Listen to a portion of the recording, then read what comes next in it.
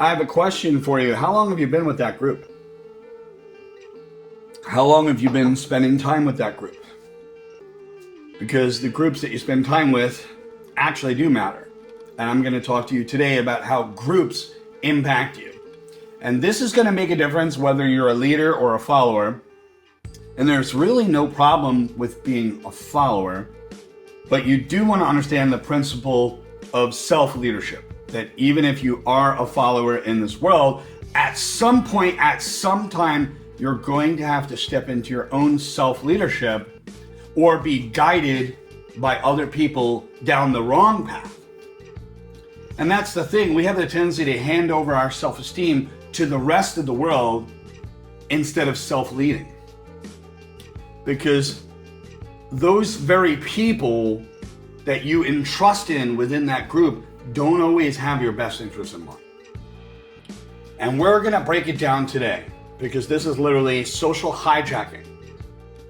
How your group identity is preconditioned and pre-installed beforehand. And it's going to make a difference. So let's talk about how the groups that are out there hijack your very identity. Comment "happened to me" below if it did. So when the identity gets totally hijacked, it represents a very strategic threat. It connects to our output, our performance. It is a split frustration between two concepts. The drive for agency, which is your capacity to make your own choices, do your own thing, and drive your own life, and communion and connection, which is the need to share, the need to belong, and the need to connect. And what happens then is one of them could actually win over the other, and the group usually wins over the single person. So to belong to a group can be so vital that it overrides logical thinking, and it becomes a drive, a personal drive to protect the status of that group, even if it doesn't seem logical. Or even if it's for the wrong reasons, you may defend that because that group has an identity that you connect with. So what if there was an actual test to prove this? And that's where I say, ladies and gentlemen, I give you the very Ash conformity experiments. Very powerful, very big one.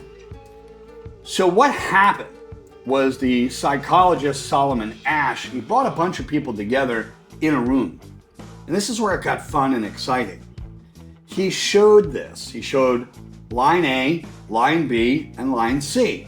3 lines.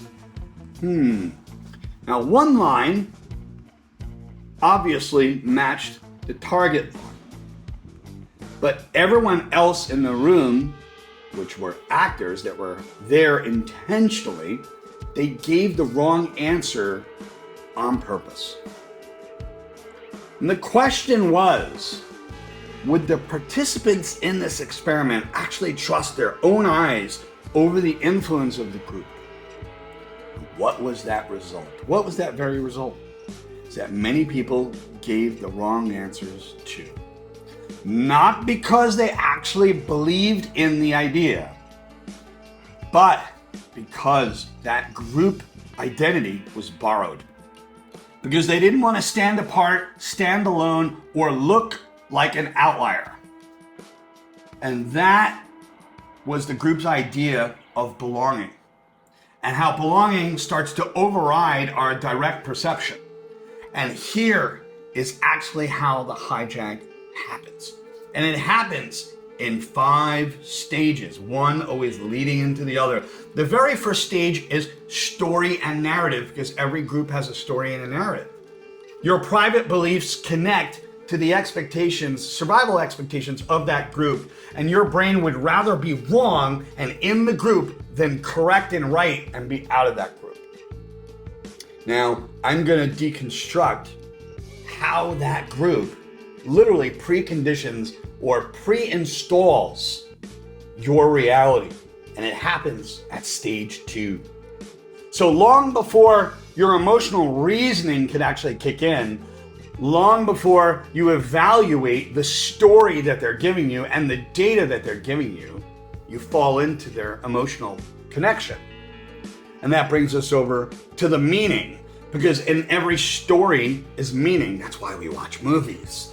So the personal search is hijacked by the collective group and the collective group bias. So the brain adopts a group-dictated mental pattern to avoid your nervousness, because it all connects to your nervous system, and you get that inner conflict of what they believe and what you believe. So you buy into what they do. And that leads us over to stage 3, is your mind bypasses objectivity in an adequate way to protect that group once you're part of it. We aggressively reject any personally good, solid evidence if it happens to threaten the group's story, the group's narrative, or anything connected to them, because your identity is linked up at that point. And that brings us over to the next stage, the effects of our beliefs. Our beliefs get hardened and solid. They become convictions. And it acts as an influence that drives downward. It's a top-down influence. And we look for consistency. And that group forces top-down control over our attention, over our perception, and it blinds that one person to any conflicting data or information. Basically, in a nutshell, they turned a blind eye away from the truth, all in the name of keeping a consistent identity with that group. That's how it goes down. And then we get down to the so what? The so what aspects. This creates a behavior that relates to blindness, the blindness to it all. So what? Is like, so what? We're incapable of perceiving opportunities that go against that group. That's what happens. We get in conflict with the identity of that group because we start to realize that we have a conflict with our own. We prioritize their needs and the connection that we have with that group over our own connection with our personal selves. So what happens is we wind up executing it in the last one. We have to look at the root cause, and that's our identity. It's a desire for belonging, a desire to be accepted. And if we trace its very origin, and we have to ask, did it originate with the group or my own evaluation? Or was it installed through the group by convincing me in order to protect the group's self-esteem? The group has a self-esteem of its own. And we need to protect that in order to maintain that connection. You could say the strength or esteem of a group needs to be protected, and sometimes it's valued far more than your own personal self-esteem. And that's where we sell ourselves out by handing our self-esteem over to the rest of the world. I'm Mario Leone. Welcome to the Voices of Victory channel. Don't forget to like, subscribe, and comment below. This happened to me. Take care.